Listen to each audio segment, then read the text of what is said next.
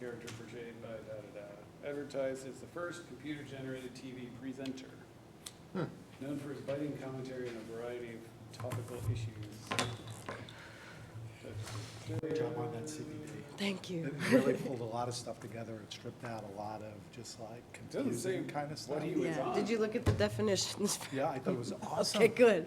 I was like, I'm I gonna use that in my beat commercial that business. to No, death. that is like perfect. Great, thank you. Yeah, I appreciate seriously. that. I mean, you know, because it gets convoluted over a while, and it takes a little bit of time to like pull the pieces together that are actually meaningful. Right. And when you're referencing it throughout what the code is. Yeah. And then you have things to look at, like great examples of, you know, just, what was it, beltways, right? Yeah. We have great examples of beltways. We do. Because they're not just a regular straight line, they're up and down and Right, stuff. and could that's be a really lot of different interesting. ways to do it, yeah. So I did do that, by the way. That was the only different date that you wanted. Yeah. Okay, great. Oh, I guess you can't really sign the May one yet until planning commission approves it, but Okay, well, I already looked at it, I didn't see it. I'm sure they will. Do what you do in real estate, you see something new, that you have to add something, just cross it out and initially.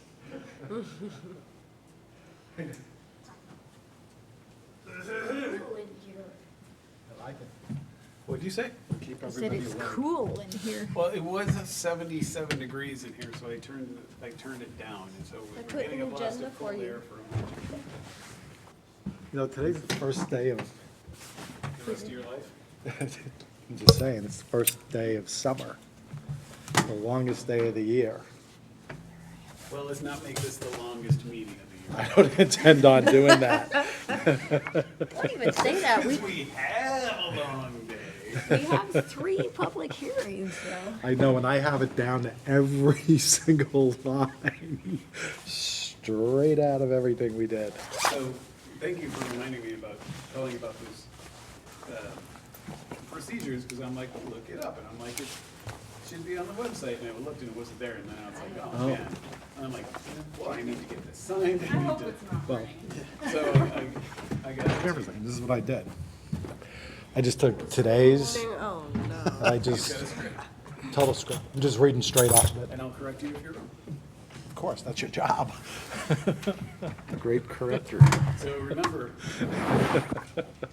ask for a motion, you don't make motions. I got it done. Make sure you get a second. I got it done. I'm just reading straight off of the script. It's all good. And discussion, if there's no discussion or discussion done, then bam. I got this down to a science. I was going to send you a copy because anybody else could use it, or I can sell it to you, you know, at some future point. Lifted straight from Robert's Rules of Order? It's, no, it's actually off of rules of procedure. So everything that we did over Oh, on right, this right. side, on the, on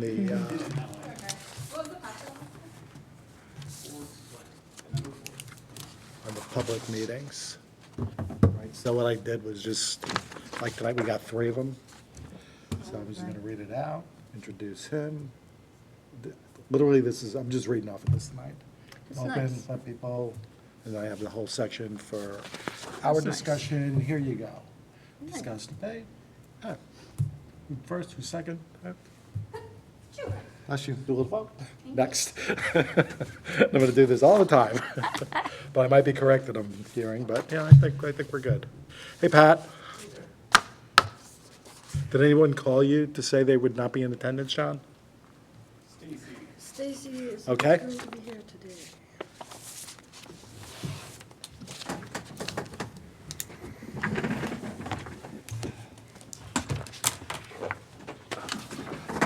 She's the only one? Well, we do As technically I have a know. quorum now. Yeah, but I don't want to start yet, give a couple other people a chance to get here. Right.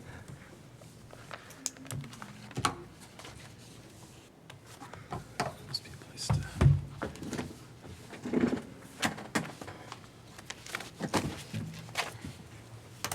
So we're just waiting on Silas, and here's Eric, right on.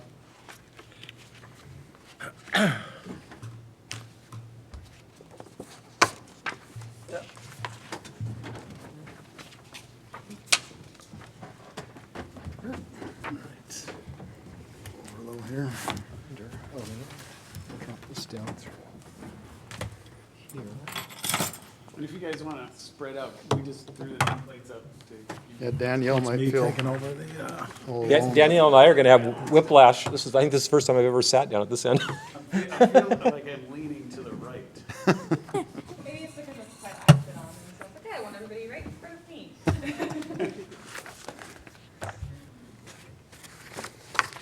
Do we wait for Silas, or do we Are get you rolling? moving, Pat, or am I moving? Do I need to give him move? 2 more minutes? No, you want me over there? Figure out when the I'm just trying to figure out some place to plug my laptop in so it'll work. Just unplug that big box. Well, that's all the computer stuff, so I can't use that. So, oh well, I don't need a computer. And you don't have to sit there, it's not a science meeting. Yeah, that's okay.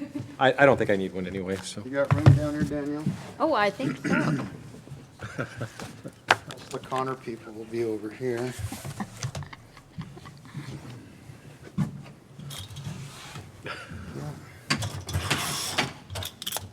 Just in Backing case up. anybody's watching. That's all I need is Musical this water chairs. bottle. I promise I showered. I promise I showered. actually, it's going to come on, so it must have a little bit of charge. That better? Now we can stare at you guys. I can hear better now. Hey, Bill, we'll start in 1 minute. We're recording now. Okay. Might as well start. Okay. The Planning Commission meeting of 6/21/2020 is now called to order. Can everyone please stand for the Pledge of Allegiance? I pledge allegiance to the flag of the United States of America and to the republic for which it stands, one nation, under God, indivisible, with liberty and justice for all. So tonight's roll call, Commissioner Huggins, Yes. Commissioner Fatisi here, Commissioner Johnson, Present. Commissioner Maddox, not present so far. Commissioner Freiberger, Present? Commissioner Fournette, Here, Commissioner Penno, not present. We have a quorum and we're ready to go. So has everyone had the ability to look at the consent agenda from the May 17, 2022 meeting? yes, Any comments from anyone? just a typo. Which one? I know you already found it, so do you want to say it? Oh, you first. No, no. Defer to you. No, I have to find it. That's why I wanted you to do it. Mr. Coleman explained what the city council is, I can't underline this like paper. There it is. Were you on 2?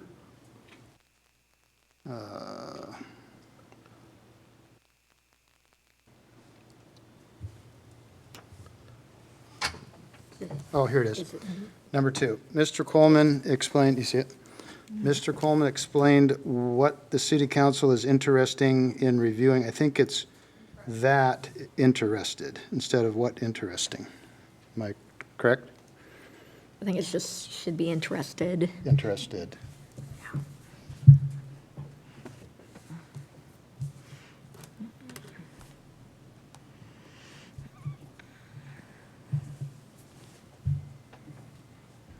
That's all I could find.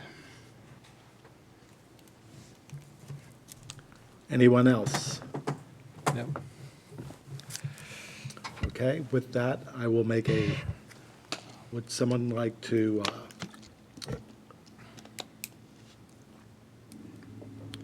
make a motion? I'll move to approve the minutes of May 17, 2022. I'll second it. Okay, any discussion? Okay, all in favor? Aye. Aye. All not in favor? No. So everyone is in favor. The minutes of May 17th are approved. Okay, moving on. General public comments. Did we receive anything, mail, emails, inquiries? Okay, so with that, at 6:36, I would like to open the general public comments session of the meeting. Bill, is anyone online that would like to have any input? I don't see anyone. Okay. Going once, twice. The general public comments section will now be closed at, again, 6:36. So tonight we have 3 public hearings that have been quite a bit of work in the, over the past several months. So with that, public hearing number 1, updates to the land use and capitals facility element of the Sedro-Woolley Comprehensive Plan and Title 13 Sedro-Woolley Municipal Code to address state stormwater regulations, file number CPA-3-22. So, Planning Director Coleman, is there any other material or correspondence that should be placed into the record that you've received in the interim? Just the staff report that is provided on the website, the Planning Commission meetings website, and was provided to the Planning Commission last Friday. Awesome. Can you now provide an overview of our June 21st, 2022 public hearing number 1? All right, so this is the capital facilities element and municipal code updates that the Public Works Department has requested to be made to address stormwater control and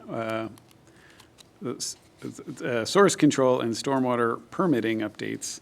This will affect the comp plan, the capital facilities element, the land use element, and a couple of different sections of the municipal code, chapters 1336 and chapters 1340.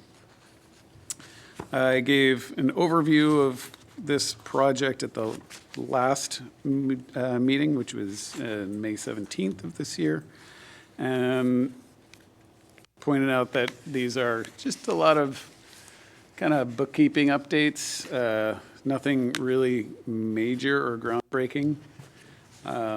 David Lee, the city engineer, made these updates based on information that Ecology had given. So the city needs to update our stormwater information based on new Department of Ecology permitting requirements. And so David made these draft amendments, and he was kind enough to put in this memo the description of what each of the updates were.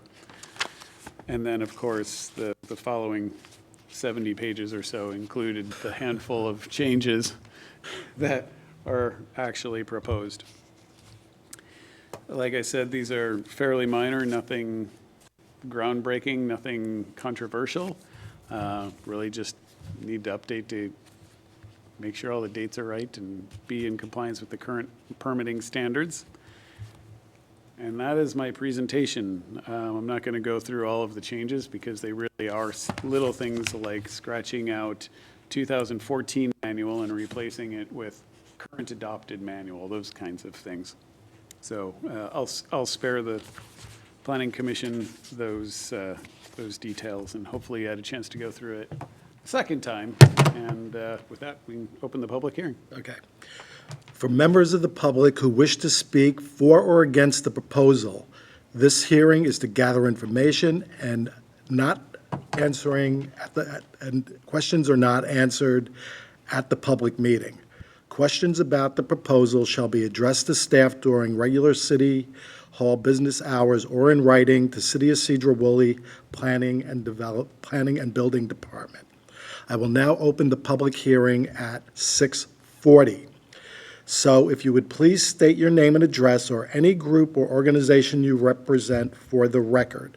So I will start with the audience, and I see that there is no one in the audience in attendance. With that, Bill, is there anyone online on your side that would like to speak regarding public hearing number 1? There are no public participants online. Thank you. So I would like to close public hearing number 1 now at 6:41. Thank you. So with that, the discussion, the Planning Commission discussion will be based upon the memo dated June 21st, 2022, the subject CPA-3-22, capital facilities element and municipal code updates to incorporate a source control and stormwater permitting updates into the comprehensive plan 2022 docket. So everything now is open for discussion and debate. Pat, I'll start with you. Is there anything you would like? I'm just going to go down the line. No, there's nothing I'd like to add or challenge. Commissioner Johnson. Nothing to add. Let's go to Commissioner Fournette. What? I'm just seeing if you have anything to add to this particular portion of the process. That's all I'm doing. Not yet. Okay. Commissioner Freiberger. I don't have anything, no. No comments. Okay. So at this particular time, would anyone like to make a motion to recommend based upon the staff terminology in the memo dated June 21st?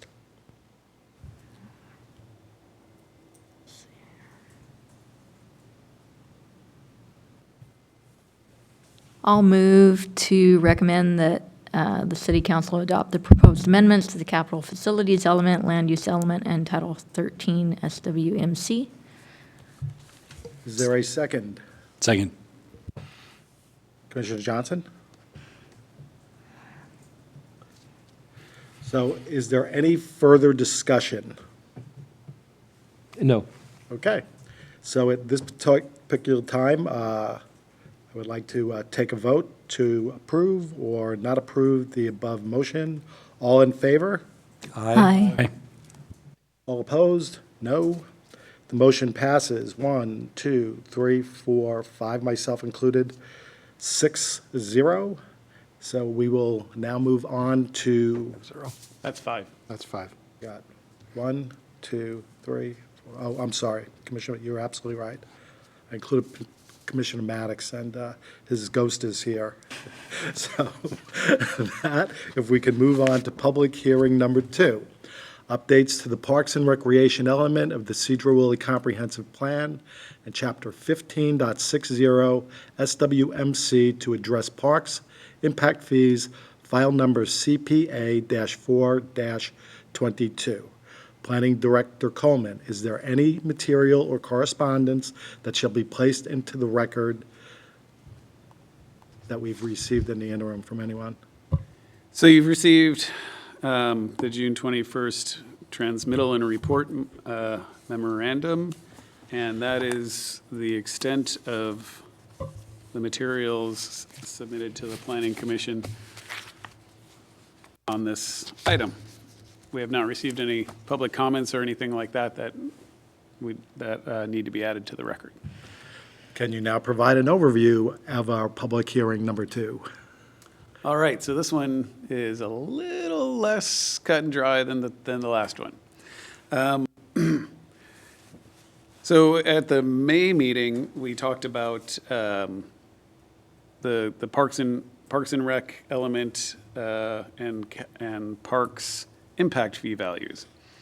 I gave an overview of the fact that we haven't updated these fees since 2008, and so the city council had asked that we update it. And while I was going through the update process, I was also looking at the municipal code and the comp plan to see if there was anything else that needed to be reviewed. If you read the memo carefully, you'll notice some interesting things going on. So first, it hasn't been updated since 2008. It's $1,500 currently. There is a clause, apparently, in the code that says it's supposed to be updated annually per the ENR construction, what is the exact term? Construction cost index. And ENR is the engineering publication that puts out this data annually. So we should have been updating this all along, and what you can see is it just didn't happen because finance department and the engineering department and the planning department weren't all kind of on the same page about these things. So we're kind of kicking around like, so what do we do? Do we just start annually updating by this index, or do we go backwards? And so, has it been 14 years? So do we do updates for the past 14 years and make one big jump? And I provided some other information. So if we were to update it per the ENR, I believe the cost would be an increase to $2,402. There's other ways of doing these annual inflators. One is just the CPI, which is the Consumer Price Index, which we do use for other fees. I forget which one it is that the sewer connection charge methodology. We update that annually based on the CPI. In the Seattle-Tacoma one in specific. Now, I was unable to get the Seattle-Tacoma CPI, but I was able to get the national CPI, which runs a little lower. And if we were to do the inflation from 2008 to now, that inflator would be $2,077. Another way to do this is using just inflation. And so I used a basic inflation calculator that I found on the internet or the World Wide Web or the interwebs or whatever you want to call it, and saw that it would be also quite an increase to $2,036. So what that shows is we should be at $2,000 or higher if we had been updating it annually. I talked with the Public Works Director about the ENR cost inflator, and he prefers the CPI. One, it's, for various reasons, but we do use the CPI for other city finance things that we increase. So I guess what I'm getting at is what staff is recommending that we do is we increase the price now to about $2,000 because that's a little bit below what all of these inflators say we should be. When we proposed, when they adopted 1,500, we had proposed 2,056, I believe. Don't quote me exactly on the odd dollars, but we had recommended that it should be about 2,056 back in, what was it, 2015, you said? Or 20? Yeah, we 2007? reviewed this back in 2015, I think. Yeah. 2018 even. So we're already way behind the 8 ball because we had calculated that out then. And so now we're going to be locked into being always behind the ball, it seems to me. But I mean, I like the system that you've chosen to keep it up to date, but we're already lagging behind what we said we needed way back then, so. Yeah, let's talk more about this after he gets done. Yeah, 'cause sorry. We will have the ability to do that. Yeah, and that's what we're going to do today, Yeah. is talk about it. So also, another way to look at it is what are the other jurisdictions doing? So I had Nicole, ask Nicole to go through and find what other jurisdictions charge, and they're kind of all over the place. But you can see, I didn't average anything out. Mount Vernon's pretty low, Burlington's super low, and then everybody else is, 1,500, 1,600, 2,200, 2,900, 1,600, 1,900 for a single family. And then Bellingham's an outlier up at 4,000 for a single family. They got other stuff going on. They got a bigger parks program going up. going on in Bellingham, though. So they also have a levy to buy green space. And that levy's been going on for like 30 years. So I don't know exactly how helpful it is to look at what other jurisdictions do, but if we were to go to 2,000 or even 2,500, we wouldn't be like way out of whack with everybody. You know, my general gut feeling is jumping by 1,000 might be a bit scary. But staff is recommending that we update this to change the fee to 2,000 for single family per unit. Commensurately change the ADU fees to say, instead of a strict dollar amount, to be 61% of a single family rate or 30% of a single family rate, depending on the size of the ADU. We've got large ADUs and small ADUs. If that was the intent in the first place, that's what it should have been. And then change the inflator to be annually by the CPI.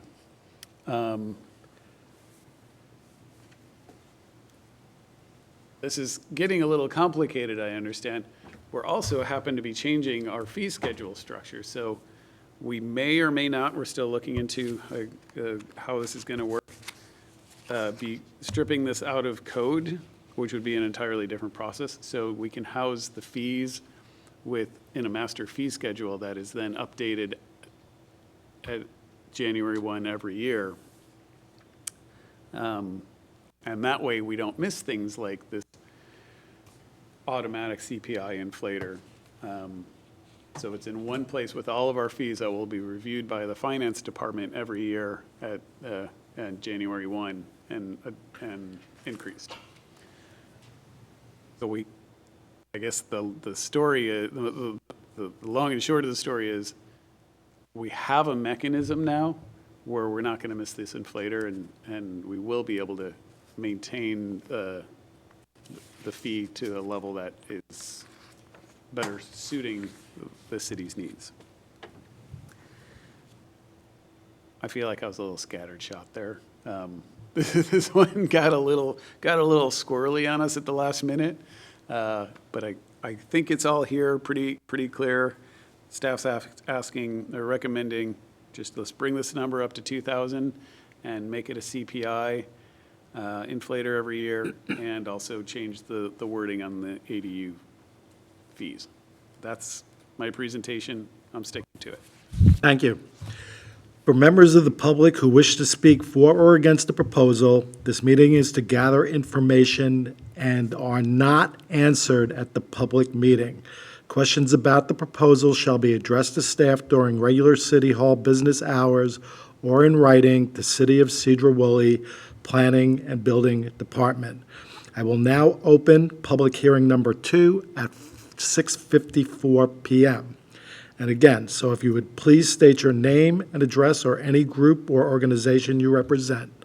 So with that, I will start with the audience, which is empty, so there is no one here.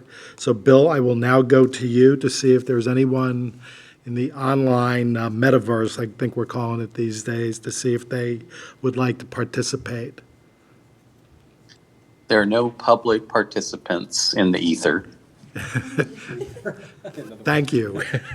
I will now close public hearing number 2 at 6:55 p.m. So with that, on to our memo dated June 21st, 2022 regarding CPA 4-22 Parks and Recreation Element and Municipal Code amendments to update the Parks Impact Fee Value 2022 docket. Discussion is now open. Pat, let's start with you. You had some things you were talking about earlier, and the history is very valuable, by the way. I like hearing things like that myself. Okay. Yeah, so I just wanted to, like I said before, I just wanted to remind that we had proposed $2,000 and I believe $56 or $50 per unit when they adopted the $1,500 per unit, that's what the city council said. They didn't go for the 2,000, they went for 1,500, because we'd been down somewhere like 750 or, anyway, that's important. And then the other thing I wanted to say, while I have the mic, is that as the state forces us to, or tries to force us to densify through the ADUs and multifamily rules that they're trying to make, these park spaces are going to become more and more valuable. We've got to have parks and programs, and that means having enough land, because these are going to be the only open space that people are going to have, right? When you're packed into an apartment building, park space is all you get. People who are lucky enough to have a home with a yard still have a valuable asset, the actual open space on their property. But for the people who are going to be moving into the starvation blocks and the ADUs where the yards are gone for the ADU, open spaces along our streets and in our parks is going to be all we have for people. So we need to have a more robust park and programs, park programs, and that's going to cost more. We're going to need a larger impact fee. So that's all I wanted to say. Thank you. Mr. Johnson. Can I add a point of clarification there? So parks impact fees can only be used for facilities. So, and I know you knew that, but you mentioned recreation programs. We can't use it for things like that. We can't use it for parks maintenance. It's only for acquiring land for parks, building park infrastructure, putting playgrounds in, that kind of thing. It can't be used for deficiencies. It can only be used for growth reasonably associated, or the need for parks reasonably associated with new growth. And that's what our impact fee calculation in the Parks and Rec element is all based on. So it's pretty clear in that, but I just wanted to clarify. Yeah, thank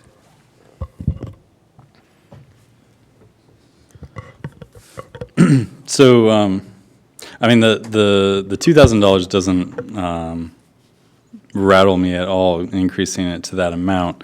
I am kind of curious, though. I mean, looking at these numbers, the nice thing is, Ferndale and Linden and Arlington, which are all fairly comparable as far as cities and size and characteristic, are all kind of in that same place, but within the Skagit sandbox itself, we would definitely be an outlier. And given that we're tying this to a very specific standard, is there something similar? Like, is there a reason why, Mount Vernon and Burlington and to some degree Anacortes would be drastically lower than where we are? Have they tied theirs to a specific metric, or is it just a number that they've kind of pulled out of their hat? Well, I'll start with Anacortes. You all probably know better than I do. They've got the Anacortes forest lands that when development happens, people are either have to or are incentivized in such a way that they are cajoled into donating land or money to acquire more land in the Anacortes forest lands. So I think their system is quite complicated, and you throw in the whole Anacortes forest lands scenario, I think things operate very different. So I don't know that we could compare anything that's going on in Anacortes to what's going on here. Plus, it's Fidalgo County over there. They're just different, right? Exactly. That's a mitigation banking model. Yeah. Yeah, you got land trusts, you got mitigation banks. That's interesting. So they do a whole lot of interesting and different things. So they're a tough comparison. I actually was not sure that I should have thrown Anacortes in there, but they did have a nice simple single-family amount that you could throw in there. Burlington, I think they subsidize a lot of their city infrastructure with commercial. That's been their tradition. they built that city hall a few years before we built ours, and plus the new fire complex and all that. They paid cash for a building that is twice as big as ours, for a town that's, at that time, you know, only 2/3 the size of Sedro-Woolley. And, you know, we have a 40-year loan on this building.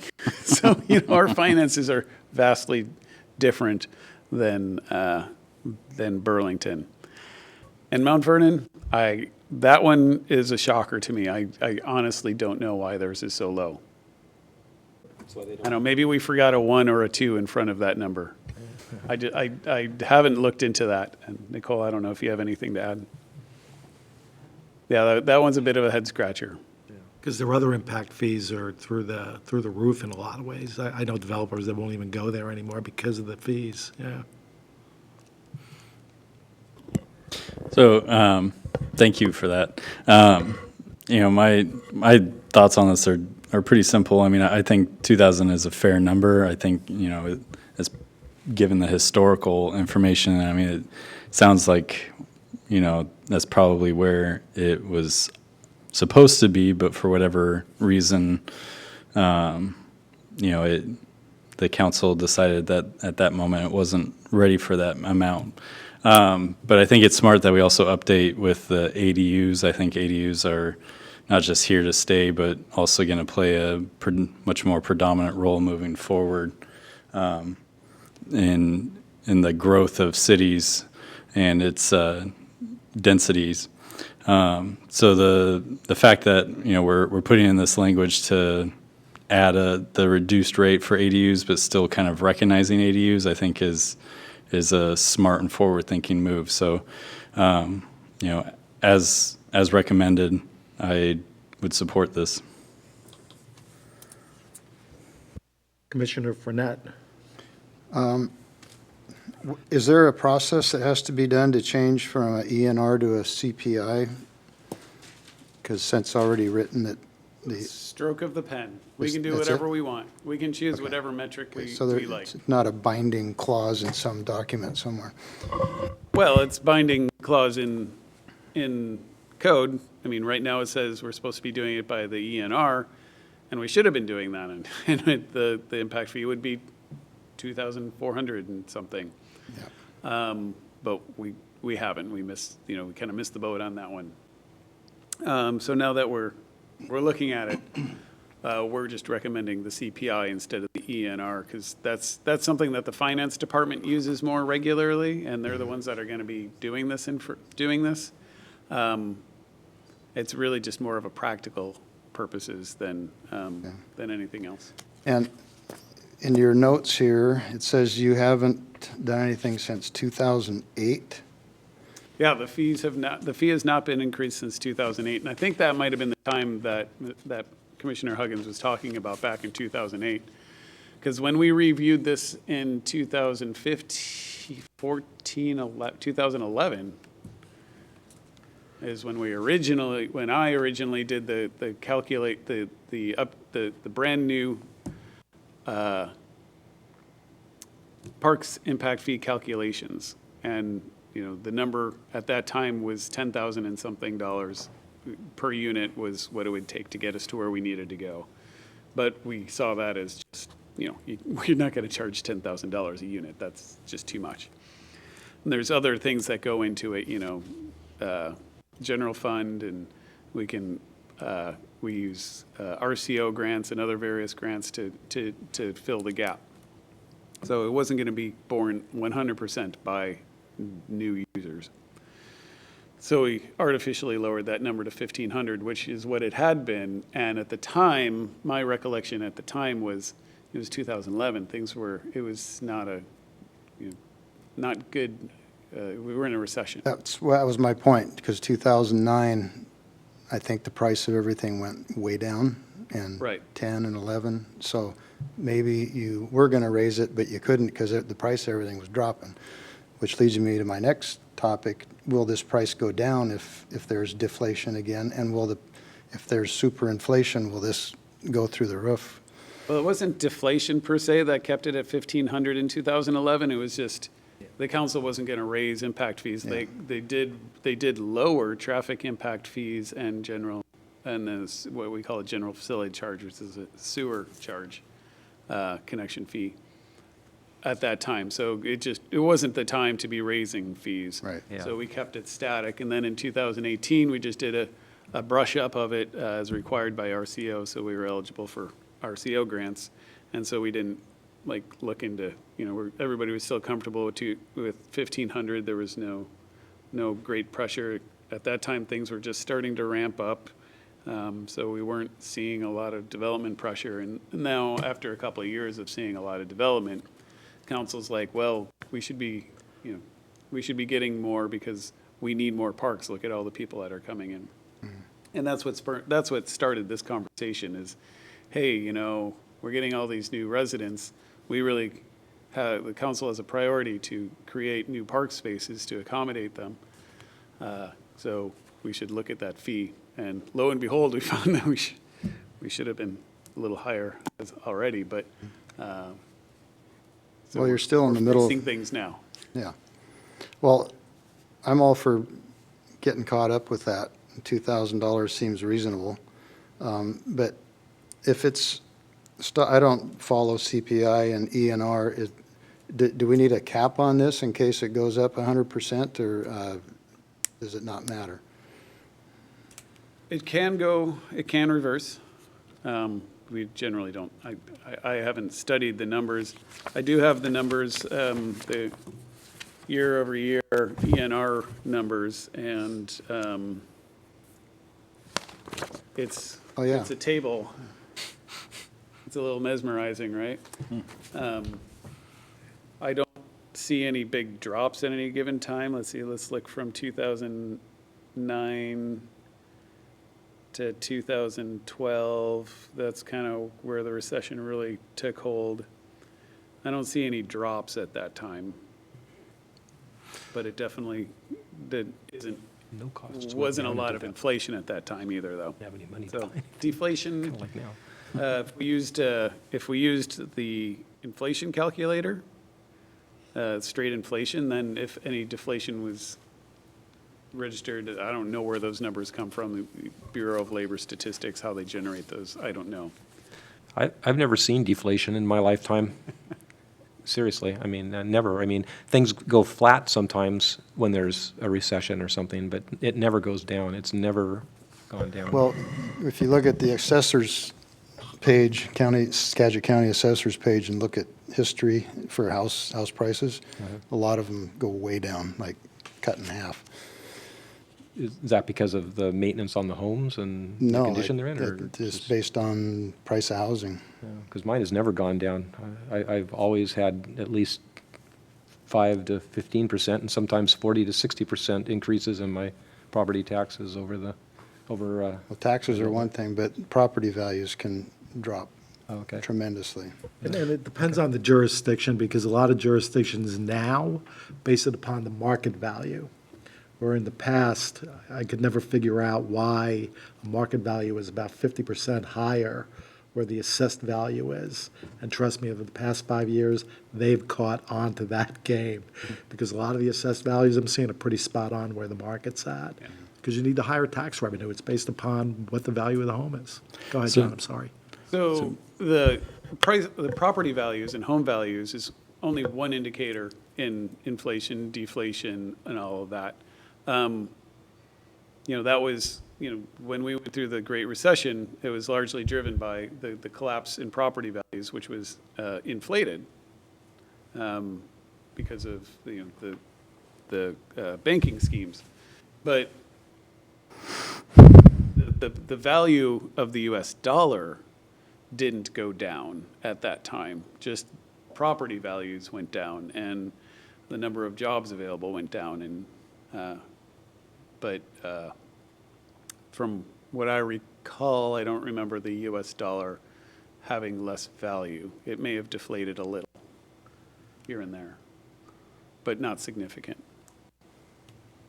And that's what the inflation deflation value is. What does the U.S. dollar how much can you buy with the US dollar today versus, next year or the year before or backwards in time? And so what we've seen since 2008, we've seen a 38-point-something% inflation, which means your dollar buys 38% less than it did in 2008.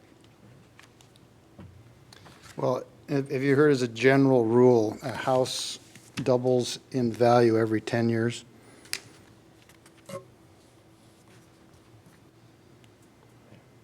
Sure. Have you heard that? It's actually, anybody ever hear that? Well, being the real estate broker in the office here, so to speak, depends on the location. I've seen different locations actually go down over time. And what drives real estate values is the cost of borrowed money. So what we've seen just recently is mortgage rates have doubled. Okay, so all of a sudden you're seeing a whole lot of stagnant prices. As a matter of fact, we're watching a lot more reductions come down right now because brokers are still pricing it at like money's still at $2, 2.5%. And now we're approaching 7% by September. Has a big impact. And now you're seeing a lot more inventory come online too. So it depends on the location, and it absolutely, the Fed controls a lot of that. So we can discuss that until the cows come home. Well, or- yeah. I just want to make sure we're tying the annual increase to the correct index, that's all. Because I could say it should be 10% per year. Or you could say it could follow the CPI. But if everything else is doing that, might as well follow it. Just So the consumer price index is nice because that indicates what what your purchasing power is, what the cost of things are. And so if it costs, if the CPI goes up 2.4%, that's because, it costs 2.4% more to build the same thing now than it did, from the previous year. So what we're looking at is actually building parks. So acquiring land and buying the materials to build it. So that's why it's a nice indicator to tie it to, because it is a real world indication of, how much purchasing power we have. I'm on board. Commissioner Freiberger. So I assume that the 2,000 cutoff is just because since we haven't been updating it every year, we don't want to dump this huge cost increase. I mean, was there any particular logic behind just increasing it by $500 and leaving it at that versus $700 or? So $500 increase is what, a 25% increase? So that's a pretty steep increase. Yeah. If we have math in front of us that tells us that we could take it to $2,036 if we use just the straight up inflation number. If we use the CPI, we could take it to 2,077. If we use the ENR, we could take it to 2,402. Now, the 2,000 is kind of a nice round number to start with.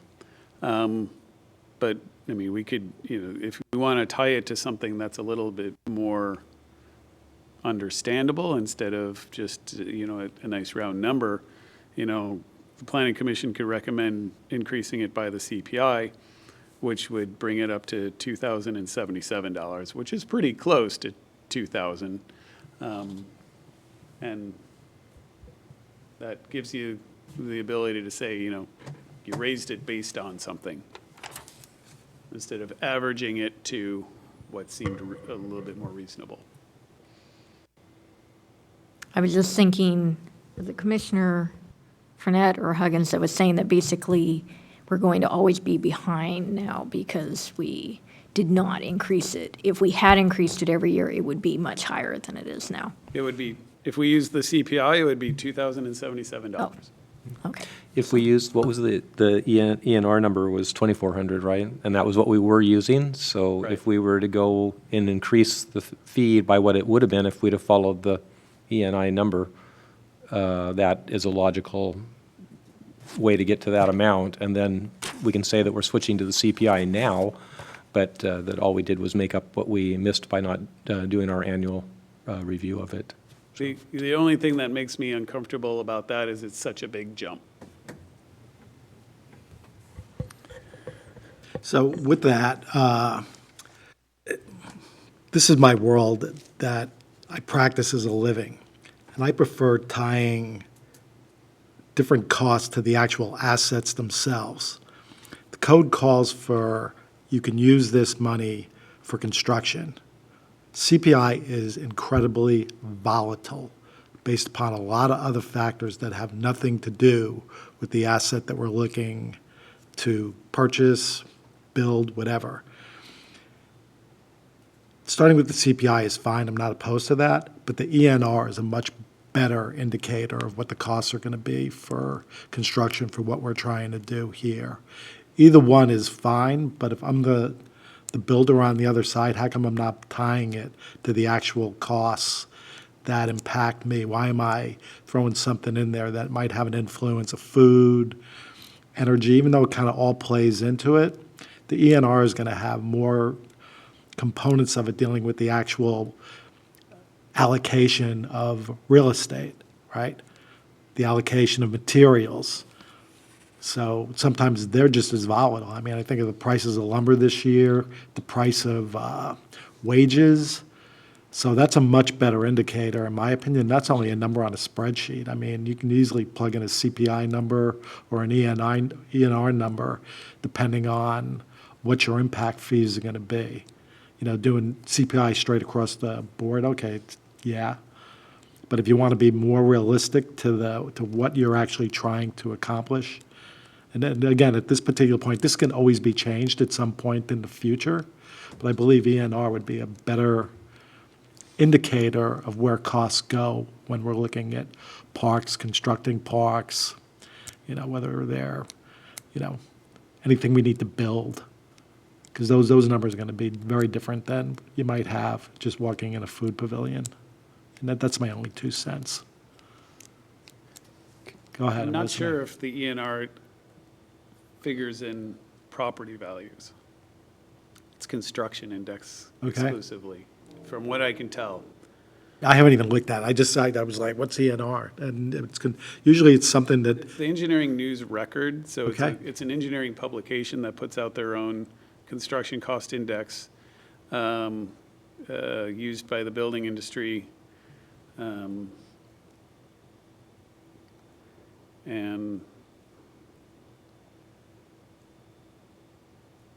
the building and construction cost indexes for ENR's individual cities use the same components in weighting those as for the 20 city national indexes. The city indexes use local prices for Portland cement and 2x4 lumber and the national average for structural steel. The city's BCI uses local union wages. Oh, that's builder's code. That's different. That's a different index. So it looks like it's just tying it to the cost of specific building materials. right. Which is just as volatile as much- what's in the CPI. Which could be just as volatile. Yeah, I it mean, could with be wood just as prices volatile. going Yeah. berserk. Yeah. Side note, I was alerted to an article that slowdown in housing nationally is leading to a drastic drop in wood prices. That's a Maybe fact, coming by the our way. way. Yeah. Yeah. Side note, unrelated, I just know you're interested. Yeah, but believe it or not, it's all related to everything we're trying to do, right? When you're talking about planning, all this stuff is related. Yeah. So, yeah, I'm not an expert in any of these, but Mark Freiberger is, and he recommended the CPI over the ENR. I'm fine with any of that. So John, do you happen to know, we more commonly use CPI as a base for these sorts of things rather than ENR? We don't I mean, don't I'm know that- familiar with CPI. I hadn't heard of EPR or ENR. You hadn't heard of ENR? Yeah, Right, yeah, no. it's a construction industry Yeah. thing. Yeah. So, the engineering department had, I think they used to use the ENR for the traffic impact fees increases, and recently changed that also. And I know that we use the CPI for an annual inflator on the sewer connection fee. I'm not sure if we use that for the utility, monthly utility bill increase, though. That's my recollection from being at many city council meetings when they discuss these things, but I wasn't able to find it in codes stating specifically that's the index that we use. So I don't actually have that information. That was my recollection, but I very well could be wrong. So let me throw this out there. The CPI changes quarterly. Right now, it's highly inflated just due to fuel and a whole bunch of other things. Yeah. Right. So let's say it's at X now, and then come January 1st, it's Y, which is maybe 4% lower than it was today. What number do you want? Do you want to pick and choose what the highest was during the year, or do you want to pick and choose It's what that actually day written- is? It's actually written in here, Well, it said June to June to June. June. Yeah. Okay, okay, updated annually in January based on the previous June to June. okay. I Well, like that. Increased That's fine. increased or decreased annually effective January 1 of each year by the annual rate of inflation as measured by the Bureau of Labor Statistics Consumer Price Index for all urban consumers, Seattle, Tacoma, Bellevue, June over June. So let's say, back to your deflation question, let's say it drops to zero, which it never will. We're not looking to say, well, okay, the CPI is now a negative or a negative growth rate or whatever. It stays where it's at. It's only going to go up. If anything, it just baselines it. We're not saying, hey, if you see something like that happen in the numbers, it's going to bring something down. But it would, the way that it says increase or decrease. So if the CPI from June to June decreases, then the But it's still, impact fee would go down. it's still a bump. If your impact fee right now is, let's say, $2,000, and your June in this year goes up, let's say, 8%, then June the following year, it only goes up 2%. Well, you're going to start at that rate of where you were with that 8% bump from the prior year, and now you're just bumping 2% on that new year. Is that correct? You're not bringing it down by a change of 6%. Well, that's not a change. No. So like, Right. no. So June to June, we update it in January. Right, so it just might not go up as high, but it's never going to go to. Next year, we use the June to June from the next years. So we're Right. not going back 2 years on that. But we don't start from a base of 2,000 and it adjusts. It goes up that level, then it goes up again, but at a different rate. Based on the previous year. Yeah, it never goes. Yeah. Yeah. Right, we're all saying the same thing, right, not a base year. So a question as far as the mechanism of the administration of this. So, looking at the language here of the change, the way I would interpret that is that, we're still somewhat under the same system of potentially not updating it because we don't change any language about who has to approve this, because currently we have to recommend it, then council approves it, right? So is that same mechanism still gonna happen year in and year out, where this will just be on the council's annual calendar or the planning commission's annual? Council will not have to adopt changes each year. This will just automatically go up by whatever measure, say the CPI. So why, And that's an administrative task that we will do. So one, we've learned our lesson and we know it's there. So we'll So make, why- so why we'll in make the- sure it happens. so why in the past then has it not just been administratively changed? Like why now are we having to, like, I realize that we're doing additional updates beyond that, but why did you not just administratively change that? Because I don't see any difference in the language on the administration of how this gets changed. Because it says nothing about having to go through planning commission and council to update this, nor does the updated language have any of that either. So my question is, why isn't this just administratively changed currently? So if your question is, why did it stay 1,500 from 2008 to 2022 without being updated annually as the code says it's supposed to? Is that your question? In part, yes. So the answer to that question is it got missed. So, but was that supposed to be done just by admin, or is this Yes, something? Okay. yes.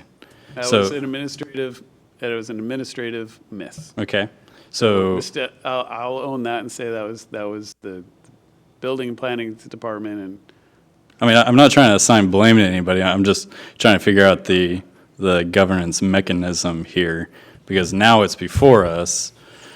And so, it was an administrative, decision and to update it accordingly, and now it's before us. And, it sounds like it's at the behest of the council. I'm just trying to figure out why it's before us now then too. So like, why didn't you just change it? I mean, I realize we have the ADU and the methodology. So we only discovered the miss recently, since we started this process. It's because we started this process that we discovered the miss, and we're kind of like, well, we should have been updating it all this time, and we wouldn't have to go through this process, but we're already in this process. And we need to get this fee increased higher. We're unclear legally if we were to just skip the process we're doing right now and try to start increasing it based on this. Do we increase it, the amount to what it should be, or do we just start from $1,500 now, and in the January 1 increase it by whatever the ENR rate was? So we wanted to get closer to what it should be now, and while we're at it, change it to the CPI, clean it up, update it. Now that we know that there's an error, we'll be sure to make sure that every year annually this gets done. As I was mentioning, we're also going through a process where the finance department's going to be on top of all of these fees annually and do a process of updating all the fees annually.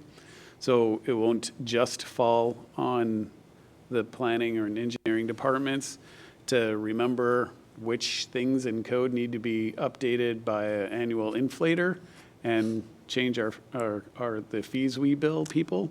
Now there's actually going to be a official sheet put out and maintained by the finance department for all of our fees. So they'll go through a huge process annually to make sure that all of these are included. And that's not complicated So we're fixing, we started as a small city, and these things just make it into code as we develop them. And the next thing you know, you've got this kind of unwieldy set of things. It's one thing when you're like, it's death by 1,000 cuts, right? You're like, or you're somebody who's nice to everybody, and you always say yes, and you're like, oh, so you take on this little thing, you take on this little thing. Next thing you know, your life's overtaken by all these little things that you promised to do for people, and you're like, okay, know. We got to change. Yeah. I know. I think everybody, it was like a bunch of, all our heads are. That's my life in a nutshell. Nice guys always It win, is. right? So just to clarify, on the back of his question then, so once this is adopted and we're on track and we're using this CPI method to annually automatically adjust the thing, then we don't need to come back and set fees again unless something major changes, either we find out that somehow that we're just simply out of whack again, or we add programs, or I can't do that with programs, or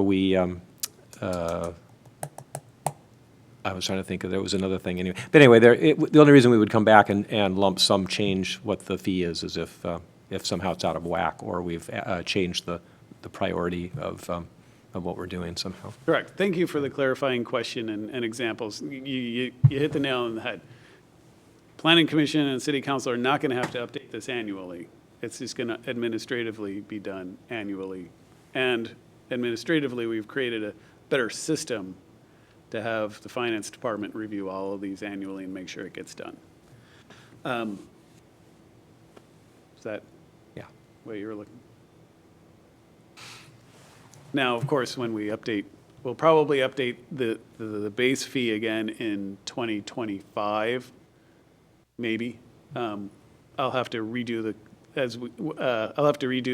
the impact fee calculations in 2025 when we get our new population projections, and then we'll determine how much parks we need to accommodate those. And so all the numbers are going to change in our parks impact fee calculations in 2025. But that's a few years down the road. In the meantime, we're just trying to get this ship righted for the next few years. Anything else?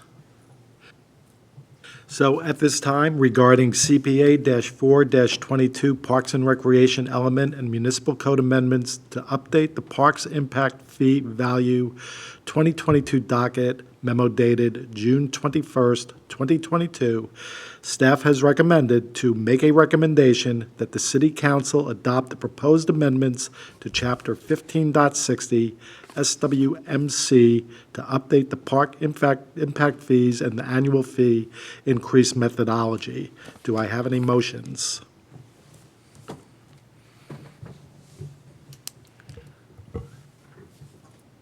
I make a recommendation that the City Council adopt the proposed amendments to Chapter 15.60 Sedro-Woolley Municipal Code to update the park impact fees and the annual fee increase methodology. Do I have a second? I'll second that. At this point, is there any further discussion? Are we setting, are we changing the fee amount? Because we didn't say an amount, is my first question for discussion. I think that it's $2,000. We're bumping it to, and then for small ADUs, $450, and large ADUs, $915. And I believe we're considering any multifamily, each unit in the multifamily is going to be okay. hit with the $2,000 as well. Is that correct, John? So, point of clarification. So what this is, recommendation is for $2,000 for single-family residences, manufactured homes, units in a duplex, or a multifamily unit, dependent relative cottages, and then accessory dwelling units would be 30% of a standard single-family park impact fee for ADUs 450 square feet or less. And for ADUs 450 square feet and more, up to the maximum 800 feet, of 61% of a standard single-family residential park impact fee. Okay. What about apartment, multifamily units? Those are 2,000. That's what I thought. Yeah. Okay. And was that number, the 2,000, was that suggested by the planning department, or was it suggested by city council, or? That was just that was a nice round number that the planning department came up with. Okay. If, we had discussed, the 2,000, using the CPI number of 77, right? I believe that, 2,077. That gives you, I mean, if you say that, you at least then you say that you increased it by the CPI since 2008. Gives you a nice matrix index number to reference. Or you could do 2,000. We just threw in 2,000 because it was pretty darn close to that. Yeah, okay. And whatever the planning commission feels, staff is supportive of either one of those. Yeah. Well, I'm just, I'm just trying to recover what we lost over the last 5 years. I was going to say the 2,400 that the E&I would have brought us to, but we can. I'm happy with it either way. I mean, gets us roughly in the right zone, but it'd be nice if we could recover what we lost since 2015. So. Okay, so I have a motion by Commissioner Johnson as a first and a second by Commissioner Freiberger to make a recommendation that the city council adopt the proposed amendments to chapter 15.60 SWMC to update the park impact fees and the annual fee increase methodology. All in favor? Aye. Aye. Aye. All opposed? Nope. Motion carries 5-0, and it is approved. On to public hearing number 3. Proposed updates to Chapter 3, additional standards for the Central Business District, and Chapter 11, definitions of the Sedro-Woolley Design Review Standards and Guidelines Manual. Planning Director Coleman, is there any other material or correspondence that shall be placed into the record? Staff has not received any additional comments. Thank you. Can you provide an overview of our June 21st, 2022, public hearing number 3? Do I really have to? Yes, you do. She worked so hard on this. Since Nicole did most of this, maybe I should That'd be wonderful. let Nicole do all the talking. Okay, so as you all know, we've seen this quite a few times. I think this is the 7th draft now. So this is just kind of touching up on the last, the April 19th meeting that we had. There were a few things that were kind of missing pieces that we wanted to put back together. So we had further comments on the roof lines within the CBD. So we specifically wanted details on what the forms would look like in 3 different sectors. We created 3 different sectors in the CBD, and those are the historic downtown, the main streets, and the outer CBD, and those are all defined in Chapter 11 now. So those changes were made to kind of specify what the architecture and the design would be. The standards 7, 8, and 9 were the ones that we changed.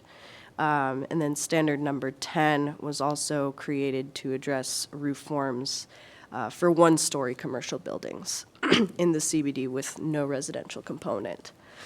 Another change that was made was standard number 1 under the general storefront profile. Instead of asking for brick to be used as the dominant material in all buildings in the CBD, we changed it to now that only applies to buildings within the historic downtown, as well as the main streets.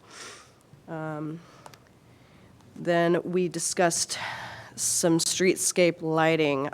So we decided to go with creating a list of approved lighting fixtures. I thought that So was I'll be brilliant, by the way. working on I that, but thought that was brilliant, actually. yeah, I think that'll give us some space to work with, and that, and then we kept with the 75 feet on center, just for buildings that have 25 feet length, front facade. That's more than 25 feet that I did. I changed that. Oh, sorry, yeah, I misspoke, Changed that to 25 seven- feet. I changed it to 75. Gotcha, okay. Yeah, so street lighting is required at 75 feet on center within the historic downtown and along Ferry Street. And then there's a separate, if you have a building with more than 25 feet width of the front facade, then what I changed. that's what you changed, okay. Change that to 75 feet also, because 25 feet was pretty small. Yeah. Okay. So if someone's doing a little building that's only 25 feet, that seemed a little low. So Gotcha, since okay. her notes, I missed that, but I changed that to 75 feet because that was more in line with what we were discussing. Like if somebody has a longer building, then they should be responsible for addressing the streetscape. But if they just got a little 25-foot, well, we'll not worry about those. The continuity wouldn't be there either. It just look weird. Right. Okay, and the last one was cleaning up the Muntins versus Mullions picture and definition. Hold on to that. Yeah, so those were all the changes that we went through. So let's go bring it to, the first thing that comes up is 7, 8, and 9 in the, let me find that. Here we go. So it's under the standards for the general storefront profile, 7, 8, and 9. So number 7, I've changed to, let's see, now it says, buildings in the historic downtown area defined in Chapter 11 definitions shall have traditional commercial flat roofs with parapets or use parapets to entirely block alternative roof forms. Flat roofs shall include a parapet on all sides of the building, visible from the adjacent streets, with a cornice or similar architectural feature. Shed roofs are appropriate for subordinate roof forms such as porches, canopies, or upper floor projections. So that's removing that really lengthy definition of what the historic downtown is, kind of plugged that into the definition section instead. So now we've got that sector 1 here's historic downtown. And then number 8, similarly, buildings over 2 stories or more than 30 feet maximum at peak, whichever is lower, along the main streets of the CBD, defined in Chapter 11 definitions, shall have traditional commercial flat roofs with parapets or may have shed roofs with a minimum of a 3-foot eave on the street-facing side. Flat roofs shall include a parapet on all sides of the building, visible from the adjacent streets, with a cornice or similar architectural feature. Shed roofs are appropriate for subordinate roof forms, such as porches, canopies, or upper floor projections. And then number 9, buildings of 2 stories or less, or those under 30 feet maximum at peak, whichever is higher, within the outer CBD area, defined in Chapter 11 definitions, may have traditional commercial flat roofs with parapets or shed roofs with a minimum of a 2-foot eave on the street-facing side, or gabled or hipped roofs at 612 slope, with a minimum of a 2-foot eave. Flat roofs shall include a parapet on all sides of the building, visible from adjacent streets, with a cornice or similar architectural feature. Shed roofs are appropriate for subordinate roof forms such as porches, canopies, or upper floor projections. So I think did pretty well to clean that up. Yeah, very much so, yeah. More on 10, right? Yes. So then, going on to number 10, this is a new number here, new standard here. So all 1-story commercial buildings with no residential component shall have traditional commercial flat roofs with parapets or may have shed roofs with a minimum of a 2-foot eave on the street-facing side. We go on to the next change.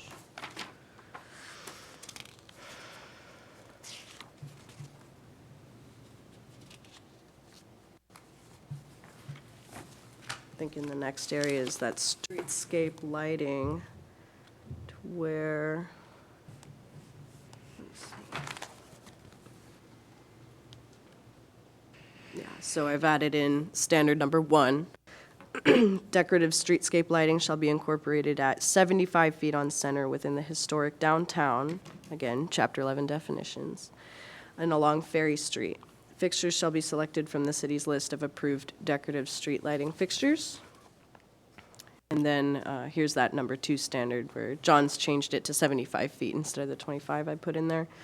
New buildings with street frontage of at least 75 feet width anywhere in the CBD zone shall incorporate decorative streetscape lighting. Fixtures shall be selected from the city's list of approved decorative street lighting fixtures. And that brings us to the definitions section. So I've added in the... Yes, well, our 3 sectors that I was speaking of before are in there now. So we've got historic downtown, I've defined as the area bordered by the tracks to the west, Puget Street to the east, the former tracks to the north, and Warner Street to the south. Then we've got Main Street, which is CBD Sector 2, properties fronting on Metcalf Street, West Ferry Street, and West State Street, the main entryways into the city, excluding the historic downtown as defined in this chapter. Then we've got the outer CBD Sector 3, all areas within the CBD zone extending beyond the historic downtown and main streets as defined in this chapter. And now we've got Muntins versus Mullions. So I double, triple, and quadruple check this picture. It matches with all the supporting documents that I've found. And I did add a little bit of maybe supporting verbiage in the definitions to kind of It made me clarify that. smile, it really did. So I hope that's to everyone's liking. But yeah, that's everything. So thank you, Nicole. You did an excellent job. Yeah. And the outer CBD, the historic district definitions clean it up tremendously, makes it so much easier. Good job. But if we have to talk about Muntins and Bullions anymore, I'm gonna take it out I'm just back. I'm gonna strike it. I'm just gonna take the photos out and make them go away, because I'm not sure that anybody's ever gonna care again or use this part. I've had nightmares. Oh, Muntins. But now I know him when I see him. And we've gone over this backwards and forwards so many times, I don't think I'm capable of remembering the actual correct way anymore.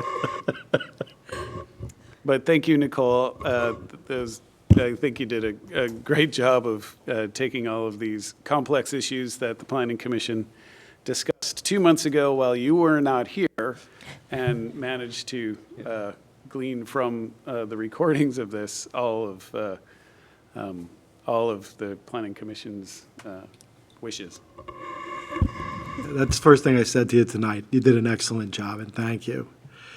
So, at this point, for members of the public who wish to speak for or against the proposal, this hearing is to gather information and are not answered at the public meeting.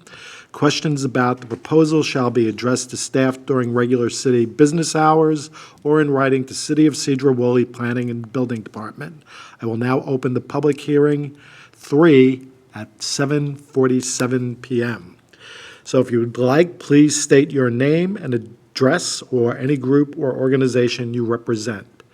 So I will open it up to the audience. There is no one here. So Bill, is there anyone online that is wishing to make some commentary? Nicole must have done such a good job on Right, this everybody that ran there's away. nobody online to comment. Okay, so at this point, I will close that portion of the public meeting at 7:48 p.m. And with that, memo dated June 21st, 2022, subject amendments to the design review standards and guidelines to address building modifications in the central business district continued. Discuss and debate. I will start to my left, Commissioner Huggins. I have no comments to Go ahead, add I'm or sorry. complaints to find. It is awesome. Thank you. It seems like we should be kind of mixing it up. Oh, yeah, I'm just trying to keep it a little bit more organized because you told me to move it along. Move it along, Joe. Giving everybody the opportunity. Great job on updating this. Really fantastic. Like it a lot. I do have some questions regarding muttons and mullions that I wanted to bring up.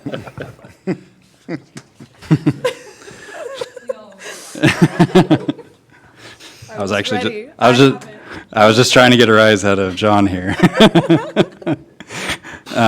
No comments outside of that. Well done.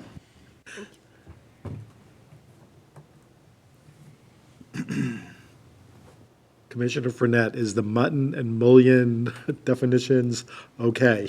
I have that right here. Finally. It matches the picture, so thank you very much. I appreciate that. Now, moving on to wainscoting.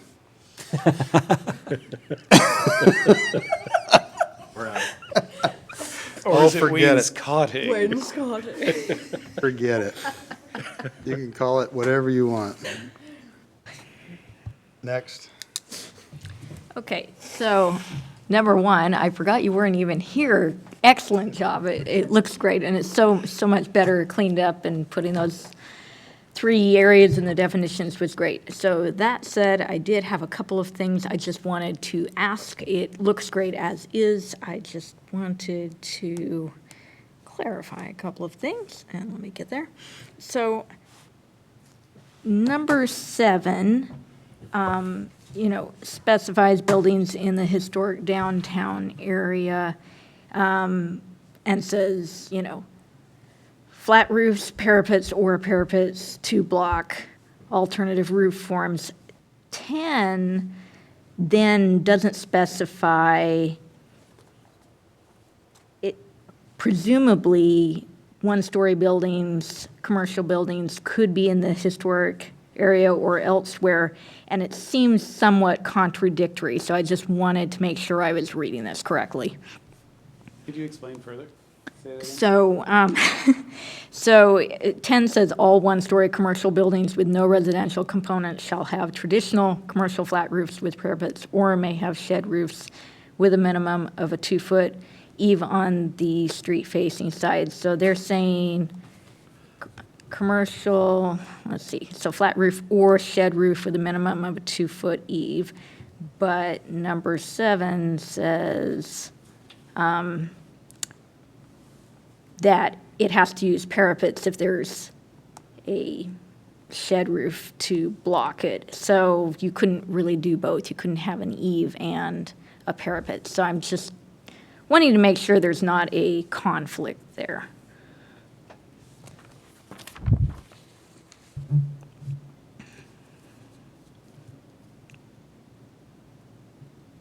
It's possible I've just misunderstood the intent.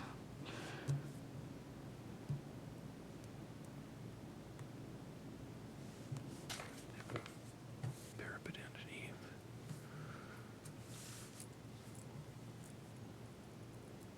Be tricky, but.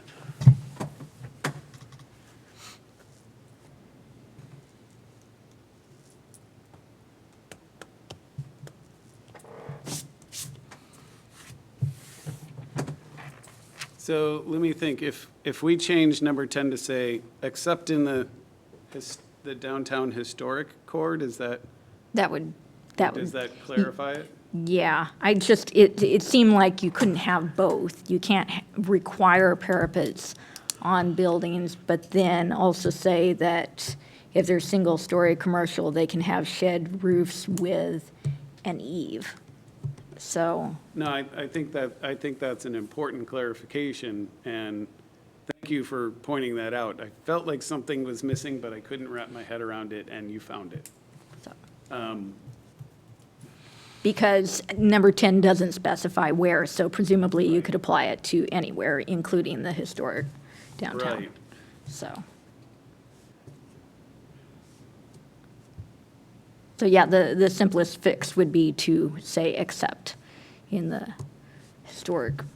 So with that, how would you like to change the language to your motion to recommend to include that into the motion? Well, we haven't had a motion yet. We haven't had a but- motion. I'm just looking at what you recommend. Well, I'm going to need to change, right? Because we're going to get to that point. Yeah, and if that's the only change, there's still discussion to go. If there's just little things like that, absolutely, yeah, we can do that as just, make a motion to accept with that one change, or two changes, whatever we eventually settled on. That's, yeah, definitely don't want to have to bring this back again just for a little fix like No, that. no. And I only had one other thing, and this one's very minor, and it was down in definitions. You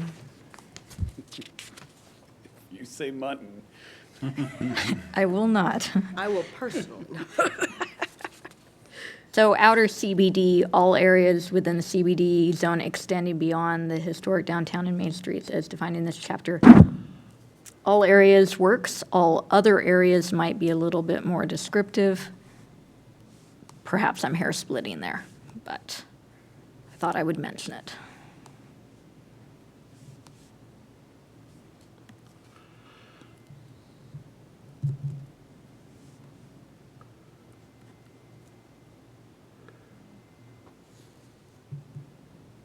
Actually, no, that might not work because we have that other zone, so disregard. So if it needs clarification, you say all areas within the CBD zone outside the historic downtown and main streets. as defined in this chapter, Well, extending beyond. Other than, Does. or other than, Yeah. other than, historic downtown and Main Street as defined. I think really. I like other than. Replacing extended beyond the. So it'd be all areas within the CBD zone other than the historic downtown and main streets as defined in this chapter. I think that's actually a little clearer.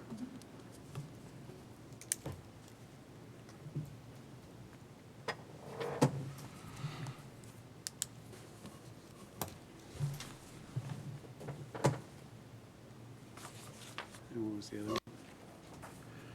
Number 10.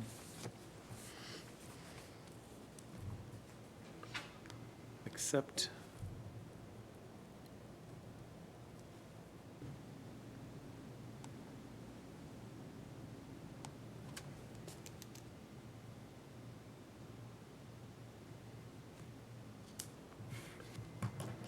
Just clarifying, you want number 10 to say, all one-story commercial buildings except those in the historic downtown with no residential component, et cetera, et cetera? Does that make sense to you? Does that seem reasonable? So we don't have a I think it does at conflict? that point of clarification, Yeah. yeah. Yeah, that. The way I would rate it excluding. is, I would just say, except in the historic downtown, comma, all one-story commercial buildings with no residential component shall have traditional commercial flat roofs, et cetera. Or, Yeah, that, The or way- excluding, yeah, yeah. or you could say it similarly, all one-story commercial buildings, except those in the historic downtown with no no, I think you get some comma confusion when you do it that way. That's Main Street for- Yeah.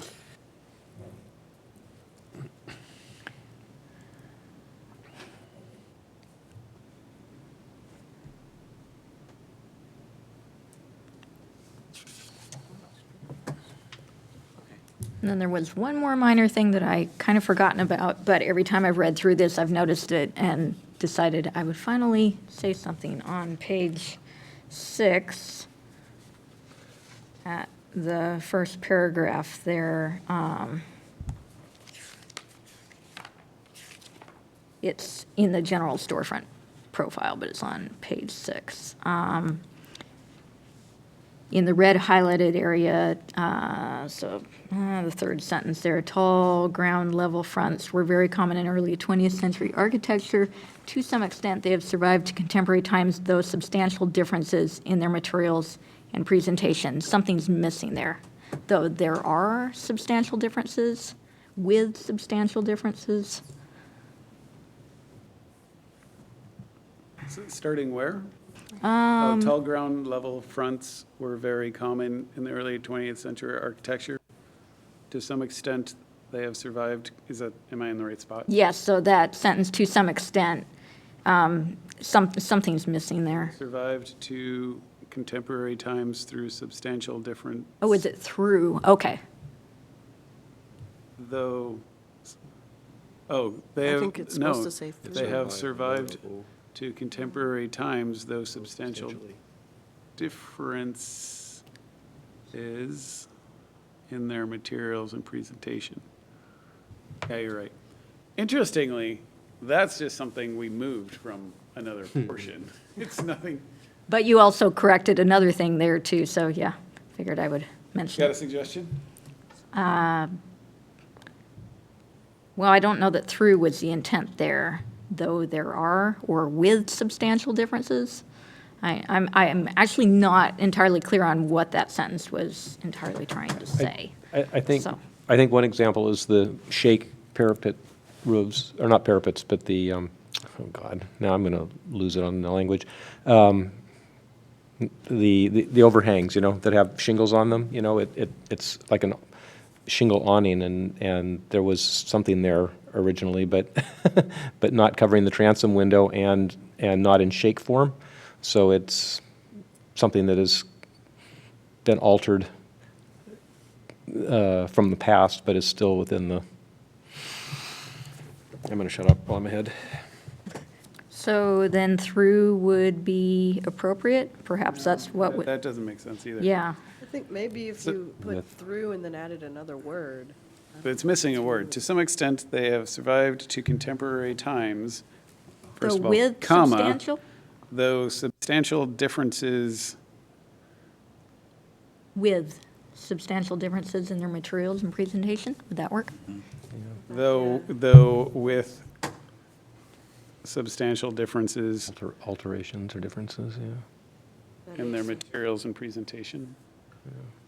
We add a with, a comma and a with. I think that works. Thanks. And that is all I had.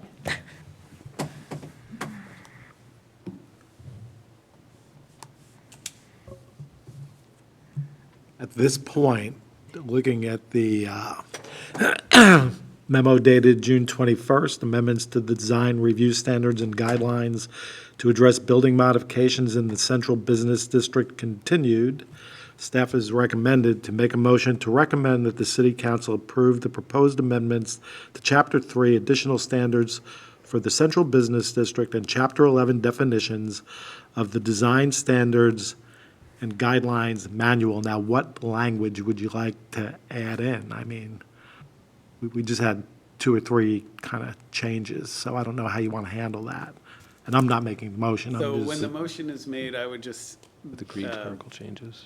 I would just recommend to whoever's making the motion to make the motion and then say with the 3 minor amendments that we discussed in detail. Okay. I just need that language, so I have to repeat it. Say that again, with the 3? Minor amendments that the planning commission recommended.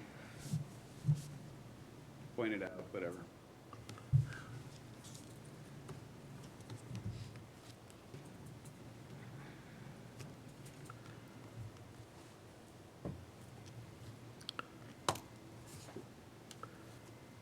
So at this point, do we have any motions?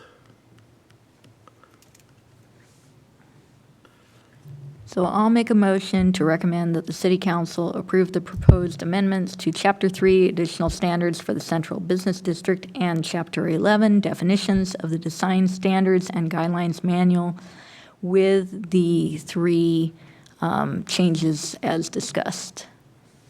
I'll second it. So we have a first motion from Commissioner Freiberger, a second from Commissioner Fournette. Is there any further discussion? No, I'm happy with what we have. Okay, let's have a vote. All in favor, say aye. Aye. Aye. We have this, 5 ayes, 0 nays. The motion carries and is approved. Good job, everybody. On to unfinished business. There isn't any. Yeah. New business, none on the agenda. Planning Commission discussion, information items, none on the agenda.